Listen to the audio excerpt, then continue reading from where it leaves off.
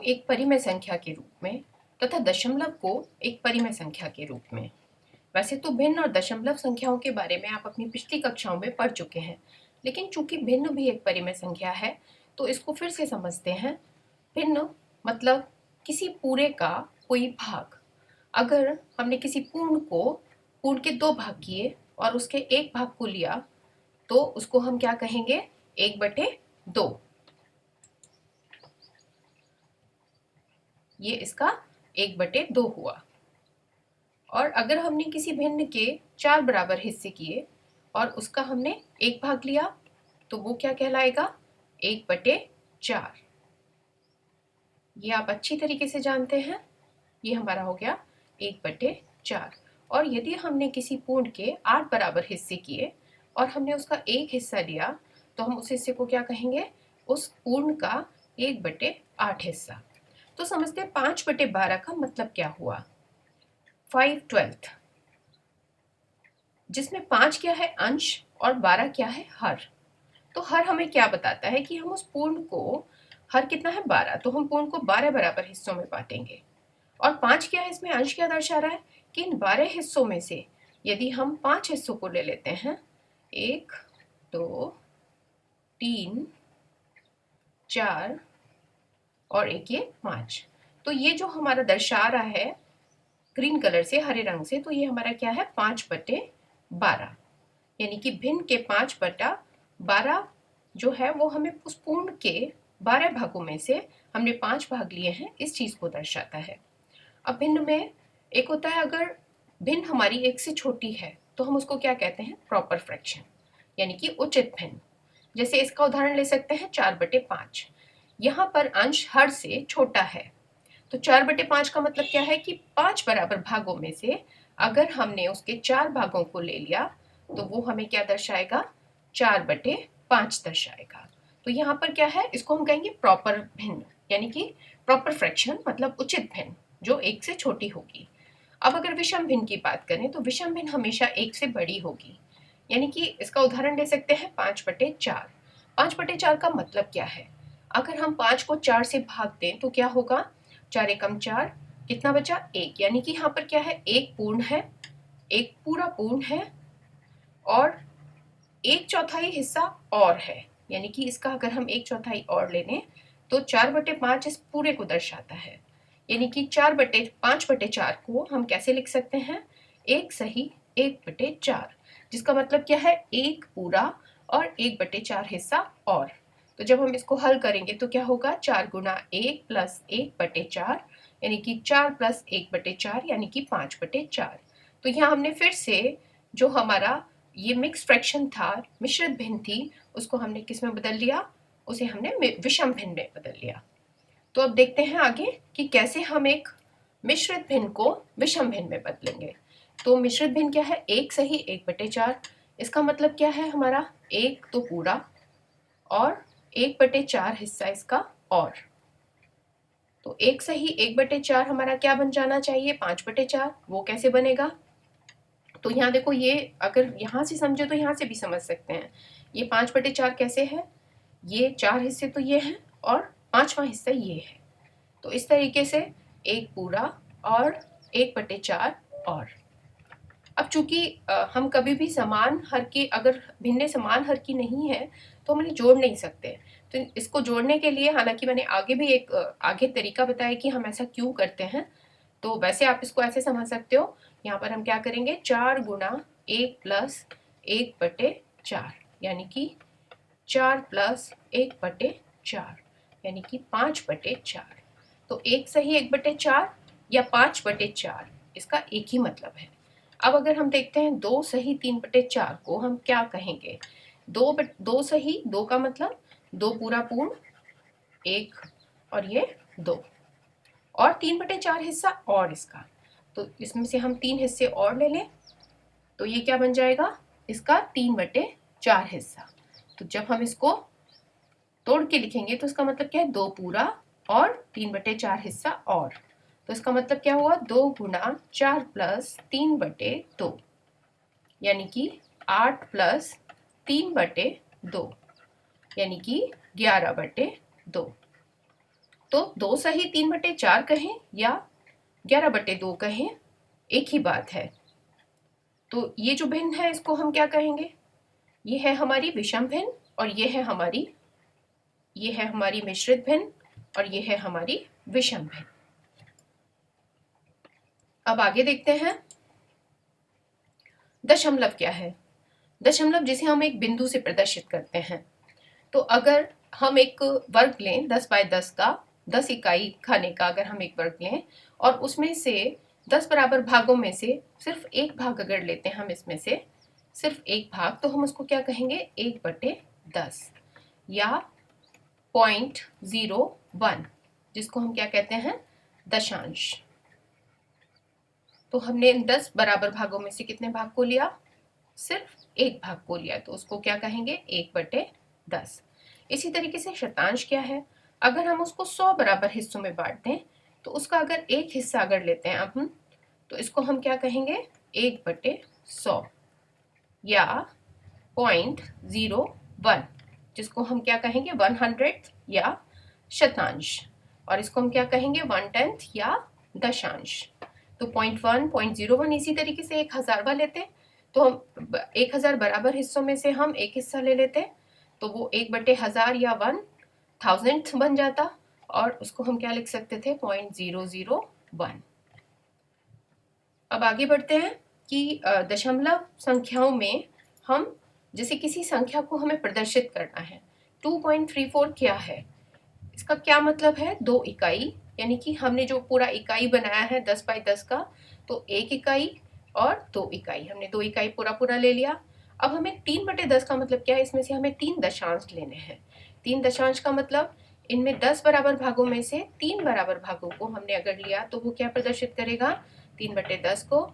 और 4 शतांश का क्या मतलब है कि यदि हमने 100 बराबर भागों में से 4 बराबर भागों को लिया तो वो 4 शतांश को दिखाएगा और इस तरीके से हमारी संख्या क्या बन जाती है? 2.34। इसको हम स्थानीय मान के रूप में समझ सकते हैं कि किसी संख्या को हमने कैसे लिखा। ये संख्या क्या है? 3,42,51,867.259। तो यहाँ पर क्या है? 3 1 करोड़ के स्थान पर है, 4 10 लाख के, 2 1 लाख के, 5 10,000 के, 1 1,000 के, 8 सैकड़े के स्थान पर, 6 दहाई पर, 7 इकाई पर, 2 यहाँ दशांश यानी कि 1/10 पर है, यानी कि 0.1 के स्थान पर है, 5 यहाँ पर शतांश है और 9 यहाँ पर हजारवां हिस्सा है। तो इसका क्या मतलब है कि 3 को जब हम 1 करोड़ से करेंगे तो 3 का स्थानीय मान आएगा, यानी कि 3 करोड़। 4 यहाँ 40 लाख, ये 2 लाख, ये 50,000, 1,860 और ये 7। उसके बाद 0.2, 0.05 एंड 0.009। तो संख्या हमारी क्या बन गई? 3,42,51,867.259। अब हम एक दूसरी संख्या भी लिखने का अभ्यास करते हैं। मान लीजिए हमें इस संख्या को लिखना है जिसके स्थानीय मान हमें पता है। 5 कहाँ रखा है? करोड़ के स्थान पे।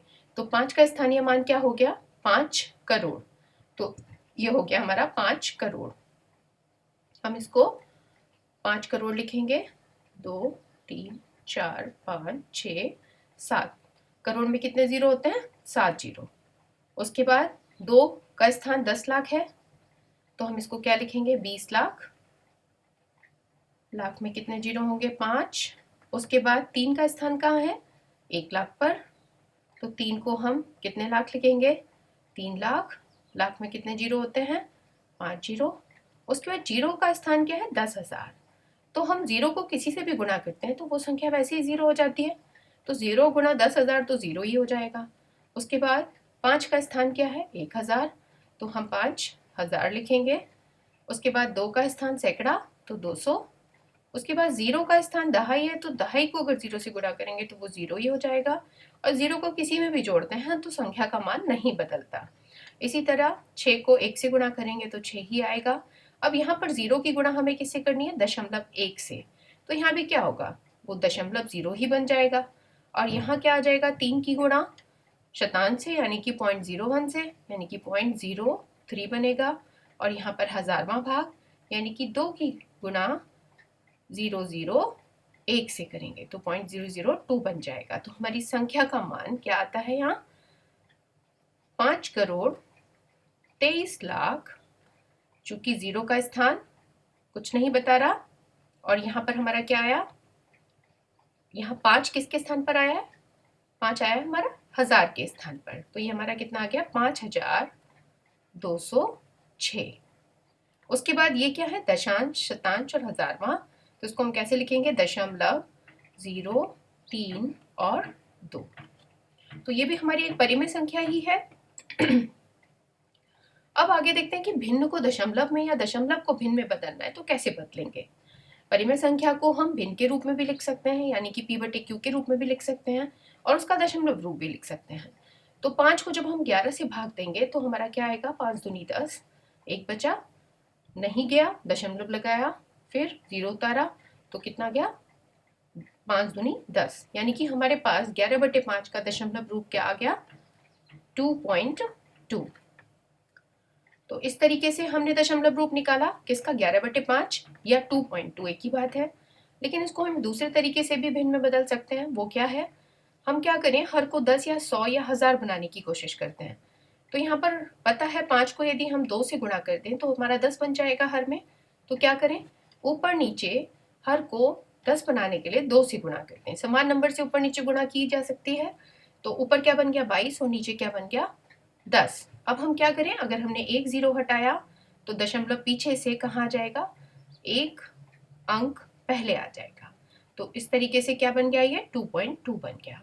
अब अगर 1/2 को दशमलव में बदलना है तो हमें क्या करना होगा 2 से 1 को भाग करेंगे, नहीं गया दशमलव लगाया 0 बढ़ाया, 2 पंचे 10, यानी कि 1/2 मतलब 0.5। अब अगर हमें इसको बिना भाग करे इसी तरह बदलना है तो कैसे बदलेंगे, 1/2 में हमने हर को अगर 10 बनाना है तो हमें क्या करना होगा, अगर 2 को 5 से गुणा करते हैं तो ये 10 बन जाएगा। तो इसका मतलब हम क्या करेंगे ऊपर नीचे 5 से गुणा करेंगे तो ये हमारा बनेगा 5/10। यानी कि अब अगर हम इस 0 को हटाएंगे तो दशमलव कहाँ जाएगा, एक अंक पहले, यानी कि ये बन गया 0.5। तो इस तरीके से हमने भिन्न को दशमलव में बदलना सीख लिया। अब आगे बढ़ते हैं कि अब दशमलव को भिन्न में कैसे बदलेंगे। तो 1.2 है और इसको हमें भिन्न में बदलना है। तो इसका मतलब क्या है, एक पूरा और 2 दशांश। तो इसको अगर हमें जोड़ना है तो सीधे सीधे तो नहीं जोड़ सकते, इसके 2 तरीके हैं। या तो हम क्या करें इसके हर को बराबर करने, तो हर को बराबर करने के लिए हम 1 को ऊपर नीचे 10 से गुणा कर दें तो हमारे हर बराबर हो गए। तो ये क्या बन गया 10/10 प्लस 2/10, यानी कि क्या बन गया 12/10। तो हमने 1.2 को इस तरीके से p/q रूप में बदल दिया, यानी कि इसको हमने भिन्न के रूप में बदल दिया। दूसरा तरीका क्या है कि हम एक दशमलव हटाएंगे तो नीचे दशमलव के बाद जितने अंक हैं उतने ही 0 आ जाते हैं। तो हमारा ये क्या बन गया 12/10। इसी तरीके से हम 1.02 को कर सकते हैं। एक तरीका है कि हम इसका मतलब क्या है, एक पूरा और 2 शतांश। इसका क्या हुआ 1 गुना 100 प्लस 2/100, यानी कि 100 प्लस 2/100, यानी कि क्या बन गया हमारा 102/100। अब यहाँ बदलना है तो सीधे सीधे हम क्या करें दशमलव हटाएं और एक के आगे कितने 0, दशमलव के बाद 2 अंक तो 2 0, और हमारा जो दशमलव का रूप था वो हमारा किस रूप में आ गया, भिन्न के रूप में आ गया। तो इस तरीके से हमने दशमलव को भिन्न में बदला। अब आगे देखते हैं, समझते हैं कि समान भिन्न या लाइक फ्रैक्शंस क्या है। मान लीजिए 10 पतंगे थी, 3 लाल हैं, 2 हरी हैं और 5 पीली हैं। तो 3 जो लाल हैं इनका कितना भाग इन 10 पतंगों में से है, तो हम इसको कैसे दर्शाएंगे, यानी कि 3 लाल पतंगे हैं 10 में से, तो 3/10 भाग है लाल का, 2/10 भाग है हरी पतंगों का और 5/10 भाग है पीली पतंगों का। तो इसमें क्या है, तीनों में हर क्या है, समान है। तो ऐसी भिन्नों को हम क्या कहते हैं, समान भिन्न या लाइक फ्रैक्शंस। अब समझते हैं कि असमान और समान भिन्नों में क्या फर्क है। जैसे ये हमारा पूरा एक पार्ट है, 2/3 का मतलब हमने 3 बराबर भागों में से 2 भागों को लिया, तो ये 2/3 बना। और यहाँ हमने 4 बराबर भागों में से 3 भागों को लिया, तो ये हमारा 3/4 बना। तो इनको हम क्या कहेंगे, असमान भिन्न या अनलाइक फ्रैक्शंस। क्यों? क्योंकि यहाँ पर हर क्या है, बराबर नहीं है। तो इनको हमें बराबर करना है अगर, यानी कि हमें इसको समान में बदलना है, समान भिन्नों में बदलना है, तो क्या करेंगे, हरों को बराबर करेंगे। तो उसके लिए 3 और 4 का लासा लेंगे। 3 और 4 का लासा क्या है, 12। तो इसका मतलब हम यहाँ पर हर को 12 बनाएंगे और यहाँ भी हर को 12 बनाएंगे। तो उसके लिए हमें यहाँ 3 को 4 से गुणा करना होगा, तो नीचे करेंगे तो 4 को ऊपर भी गुणा करेंगे, यानी कि यहाँ हम ऊपर नीचे 4 से गुणा किया तो क्या बन गया, 8/12। और यहाँ हमें इसे 12 बनाने के लिए 3 से गुणा करना होगा, तो हम 3 से ऊपर नीचे गुणा करेंगे। हम ऐसा नहीं कर सकते कि सिर्फ नीचे गुणा कर दें और ऊपर ना करें, हमें ऊपर नीचे दोनों तरफ करना होगा, वरना हमारा ये इस भिन्न का मान ही बदल जाएगा। तो ये क्या बन गया हमारा, 9/12। तो इस तरह से हमने क्या किया, हर को समान बना लिया। तो ये तो बनी 8/12 और ये बनी 9/12, यानी कि 2/3 को हम 8/12 भी लिख सकते हैं और 3/4 को हम 9/12 भी लिख सकते हैं।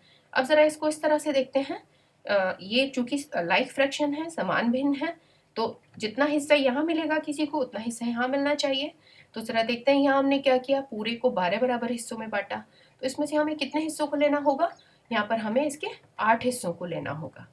तो 1 हिस्सा, 2 हिस्सा, 3 हिस्सा, 4 हिस्सा, 5 हिस्सा, 6, 7 और 8। तो अगर आप इसको और इसको ध्यान से देखेंगे तो यहाँ पर ये और ये सेम ही चीज़ है। यहाँ 2/3 लिखा है, पूरे का 2/3 हिस्सा लिया है। यहाँ भी अगर हम इसको इस तरह से देखेंगे कि सिर्फ हम यहाँ पर क्या करते हैं, इसको यहाँ 3 बराबर हिस्सों में बांटते।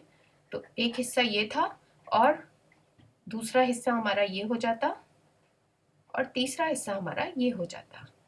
तो यहाँ भी हमने यही किया, इन 2 हिस्सों को ले लिया। बस थोड़ा फर्क किया है कि यहाँ पर हमने इसको हर को ज्यादा, हर बड़ा है तो हमने इसको ज्यादा भागों में बांटा, तो फिर उसी अनुपात में हमने ज्यादा भागों में दिया भी।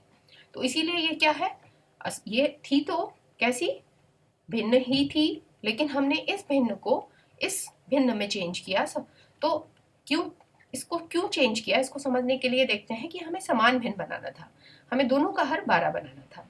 तो ये और ये सेम ही बात है, एक ही बात है।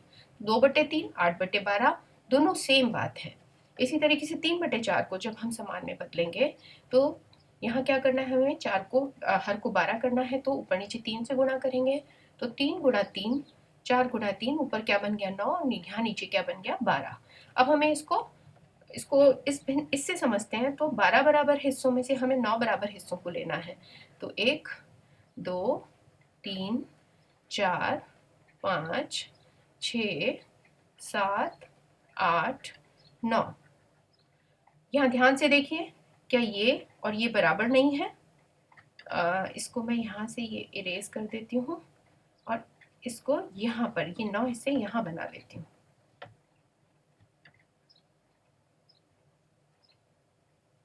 ये एक और हिस्सा हम कहाँ ले लेते हैं, इसका यहाँ ले लेते हैं। तो हमने जब 9 हिस्से ले लिए यहाँ पर, तो इस तरीके से ये भी क्या हुआ, इस पूरे सर्किल का 3/4 हुआ, यानी कि 3/4 या 9/12 एक ही बात है। लेकिन हमने यहाँ किया क्या, हमने असमान भिन्नों को समान भिन्नों में बदल दिया। अब इसकी हमें जरूरत क्यों पड़ती है, हमें ऐसा क्यों करना पड़ता है कि हम असमान भिन्नों को समान भिन्नों में बदलते हैं, कि यदि हमें जोड़ना है, हमें क्या करना है, 2 असमान भिन्नों को जोड़ना है, तो हमें क्या करना होता है, जैसे 1/2 और 1/3 को यदि हमें जोड़ना है तो हम नहीं जोड़ सकते। 1/2 का मतलब क्या है कि हमने पूरी भिन्न का आधा हिस्सा लिया है, और 1/3 का मतलब क्या है कि हमने पूरी भिन्न का 3 बराबर हिस्सों में से एक हिस्सा, यानी कि 1/3 हिस्सा लिया है। अगर इनको जोड़ना है तो हम इनको नहीं जोड़ सकते, तो इसके लिए हमें क्या करना पड़ेगा, इनको समान भिन्नों में बदलना पड़ेगा, जिसके लिए हमें हर बराबर करने होंगे। तो हर बराबर करने के लिए 2 और 3 का लासा 6। तो अब अगर 2 को 6 बनाना है तो ऊपर नीचे 3 से गुणा किया, 3 को 6 बनाना है तो हम ऊपर नीचे 2 से गुणा करेंगे। तो ये तो बन गई हमारी 3/6 और ये बन गई 2/6, यानी कि 3/6 का मतलब अब हमने उस भिन्न को 6 बराबर भागों में बांटा और उसके 3 हिस्सों को हम यहाँ पर लेंगे, 3 बराबर हिस्सों को लेंगे। तो 1, 2 और 3, तो ये आधी भिन्नी हो गई, यानी कि 1/2, 3/6 एक ही बात है। इधर 2/6 लेना है तो हम यहाँ 6 बराबर हिस्सों में से किसको लेंगे, दो बराबर हिस्सों को लेंगे, तो 2/6 या 1/3 एक ही बात हो गया। अब अगर हम इसको जोड़ेंगे तो हमारे पास 5/6 बन रहा है। 5/6 मतलब 1 2 3 4 5 भाग, यानी कि हमने यहाँ पर इसको आसानी से जोड़ लिया। तो हम यहाँ 6 में से कितने हिस्से ले लें? 3 4 और 5 हिस्से। तो इस तरीके से हमने यहाँ पर असमान भिन्नों को समान भिन्नों में बदला और फिर हम उसको जोड़ पाए। अब जरा देखते हैं कि लाइक फ्रैक्शंस और किस तरह से समझ सकते हैं। जैसे कि यहाँ हमने एक पूरा लिया और इसका मतलब हमने क्या किया, यहाँ पर इस पूरे को 8 बराबर भागों में बांटा है। तो अगर हम यहाँ पर इसके 3 हिस्से ले लेते हैं, 1 2 3, तो ये क्या बनता है? 3/8। और यहाँ अगर हम इसके 8 हिस्सों में से 5 हिस्से ले लेते हैं तो क्या बनता है? 5/8। और 4 हिस्सों को 1 2 3 4 और ये हो गया 5। तो हमने 5 हिस्सों को ले लिया, क्या बन गया? 5/8। इसी तरीके से ये 8 बराबर हिस्सों में से अगर हमने 7 हिस्सों को ले लिया, 1 2 3 4 5 6 और ये 7, तो हमारा बन गया 7/8। तो ये कैसी भिन्नें हैं? ये है हमारी समान भिन्नें। हम इनको जोड़ सकते हैं। Thank you.